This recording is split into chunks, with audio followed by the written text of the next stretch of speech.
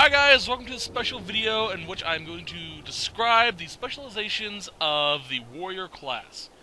We are here with Enna, my warrior, Enna Solid I should say, and I've just got to where I need to be. Alright, let's start off with the basics on how to get specializations. When you reach Skyhold, you gain access to new stuff in the war table. When you gain up to influence power, whatever it is, influence, up to level 6, you unlock... Oh, no, wrong one, sorry. When you get Skyhold, you leave and reload the area. This will cause new areas to open up. Also, at the war table, you gain access to the specialization teachers. The warrior has 3 specific classes: the champion, the reaver, and the Templar. Each one are vastly different playstyles, so you have to really know what you're getting into. So let's start off with the reaver. The reaver is basically a berserker class. No, basically about is what it is. You deal damage, a lot of it. How you unlock it, you need infusion primers, 3 of them. You get them in Crescentwood, at Eastside Hills, the Flats, and the Black Flens.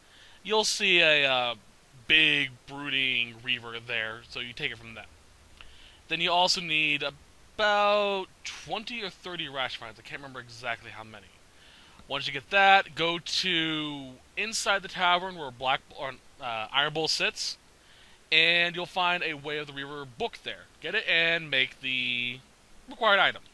So let's get into what the Reaver gives you. Okay. First is the Ring of Pain. This is a AoE ability that gives you a oomph. Let's see here. Basically, you get an increase to your weapon damage and stuff like that. It's here. You mark part of the battlefield is yours. Enemies inside the ring take spirit damage, while your own attacks inside the ring hit harder. The more hurt you are, the stronger both effects are. Pretty good. Torrent of Pain. While Ring of Pain is active, Devour costs less stamina and has a shorter cooldown time, and Dragon Rage costs less of your own health.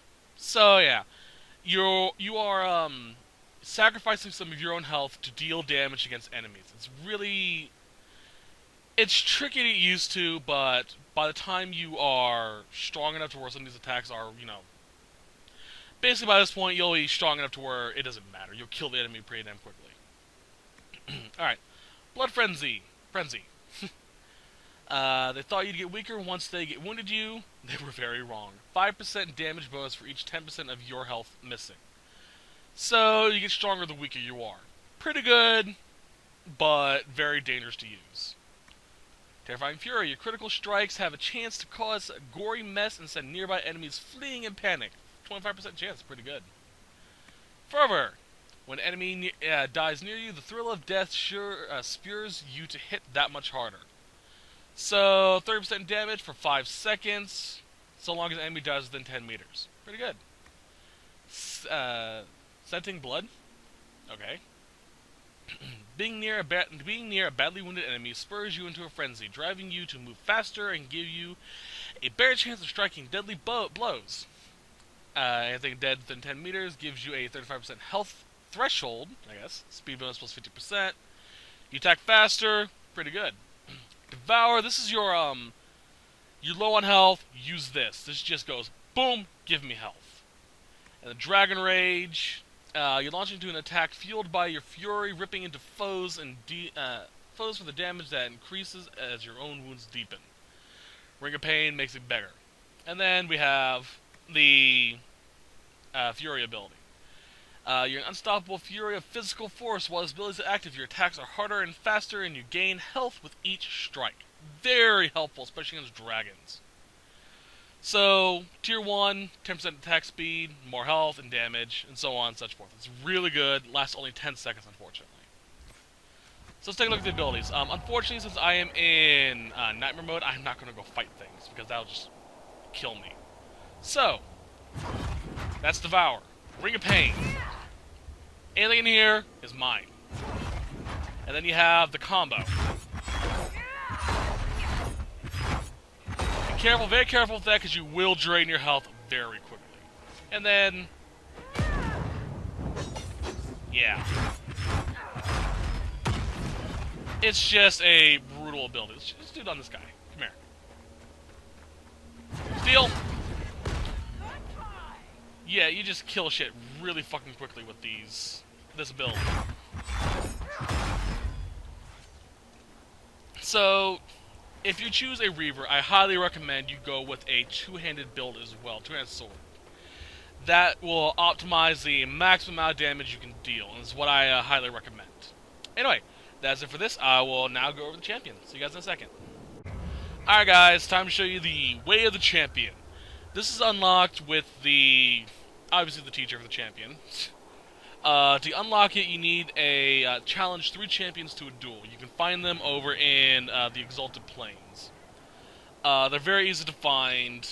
I'm going to horribly pronounce these words, probably. Yeah, fuck that shit. I'm just going to show you on the map. Apologize for the incompleteness of the map, though. Okay. First one you can find... let's see here. Right around here. All you do is walk up to him and attack him. Very easy to kill. Next one you can find right around here. Actually, right here. And the last one you'll find in here. Heading up towards the dragon area up here. Apologize again for the map being incomplete. I'm still doing this before I fill out the maps. Afterwards, you also need to get Viridium, which you can find here in the Exalted Plains as well by going through this forest. You'll find them about right here, I think. If not, you can find them along the path up here on the Desolate Bank as well. Pretty easy to get. Believe you need 10 of them. Could be wrong on that. Probably am. Anyway, the Way of the Champion... oh yeah, you need to get the Way of the Champion book too. To get that, go to the stables where Blackwall is, and you'll find it on his little workbench. Okay. Now, excuse me, the Way of the Champion is a very good sword and shield ability. It's what it's probably recommended for. This is more of your defensive abilities. Line in the Sand basically summons up a platoon of spectral... I don't know... guards to help you. It's hard to explain. And basically just makes a choke point to where enemies can't get around you very easily. It's similar to the ice wall and firewalls for the mage classes. The Bulwark increases your maximum guard by 25%, so you get more oomph. The Adamant increases your armor by 20%, which is just basically amazing. And then you have To the Death, basically where you challenge the enemy to the death. Their attack gets stronger over time, however, they take damage as well over time. So it's pretty hit or miss. If you're really good at it, at DPS, this is a really good ability to have. On guard basically increases, let's see here. While To the Death is active, your guard improves as your target takes damage and you correct weaknesses of your own. So the more damage you deal to them, your guard goes up, so long as you damage them. Okay? Resilience, stun chance, let's see here. You don't flinch, don't blink, and you don't back down. Enemies that hit you with melee attacks are staggered at by recoil. So, you're just a tank, just standing there taking it. Unyielding, an attack that would bring you down instead leaves you with a small amount of health. Last chance, basically. So, it's pretty much just a, you would have died, here's a second chance. And the Walking Fortress basically makes you invulnerable to damage for a short period of time.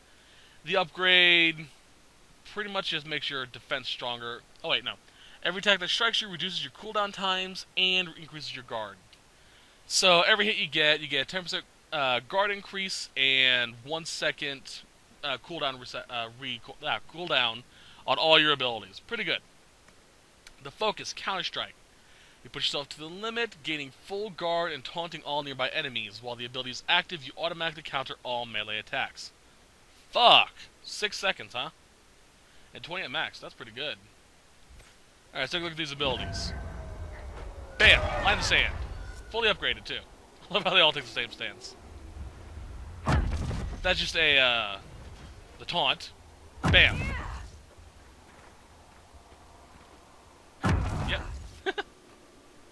And then the shield. Makes me invulnerable while it's active. It actually lasts for quite a while.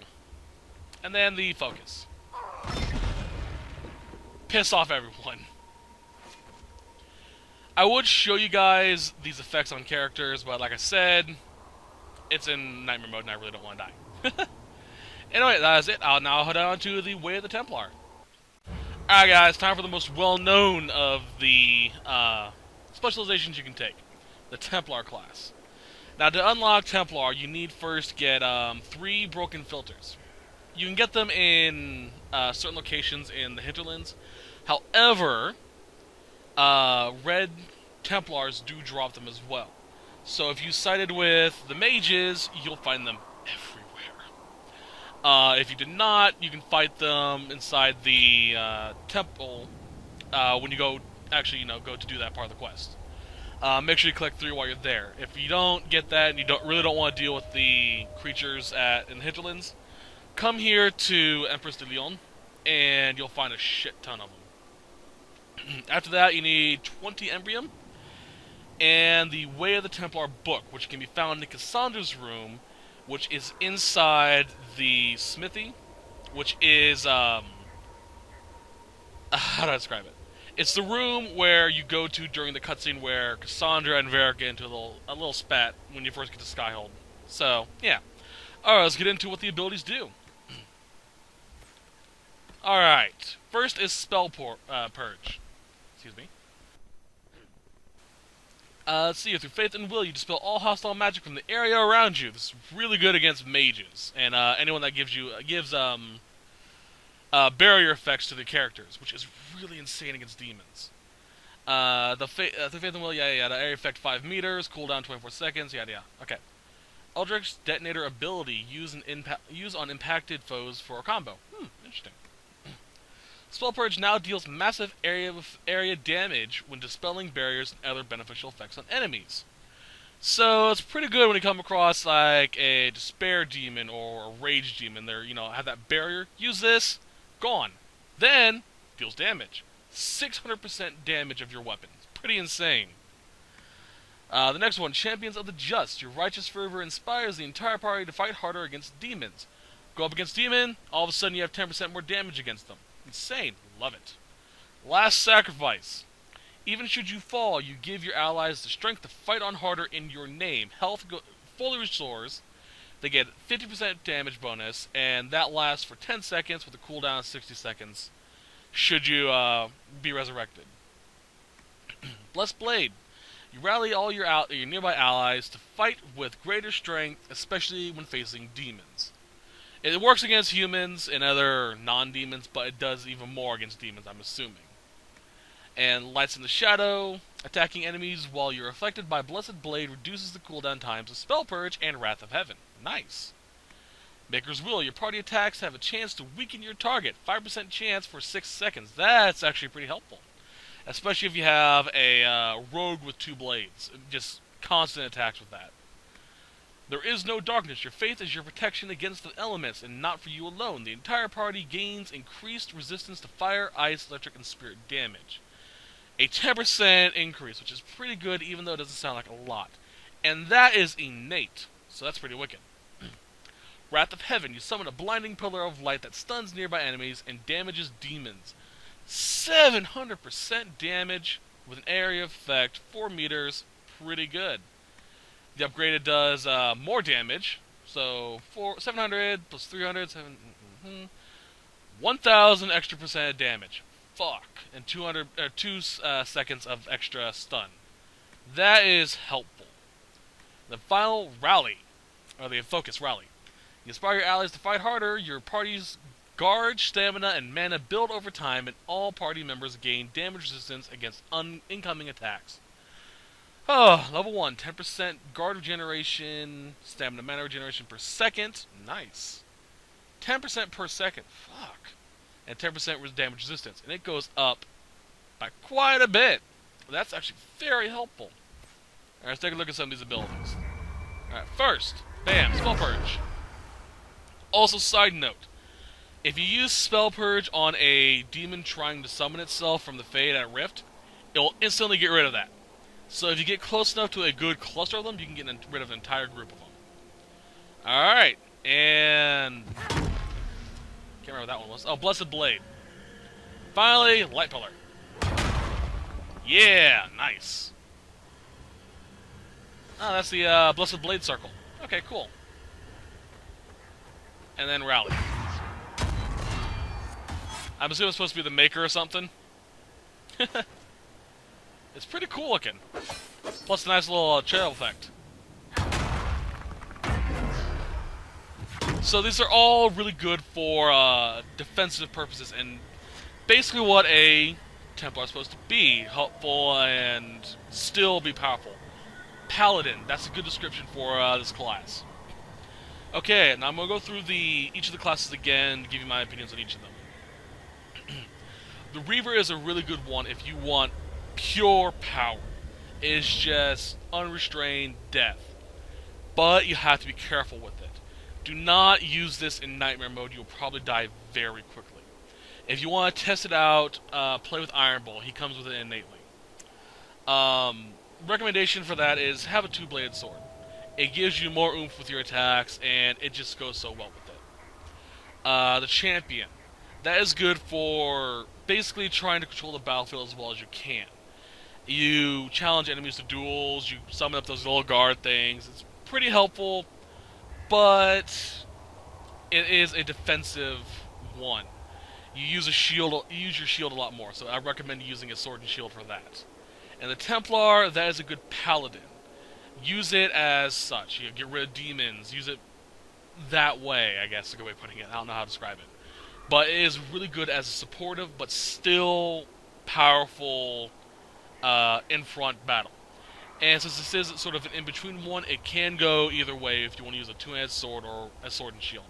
But if you go with Templar, go sword and shield. Kind of par for the course, you know. Anyway, hope you guys enjoyed the video. Hope it was helpful for those who are having trouble deciding which class to go with.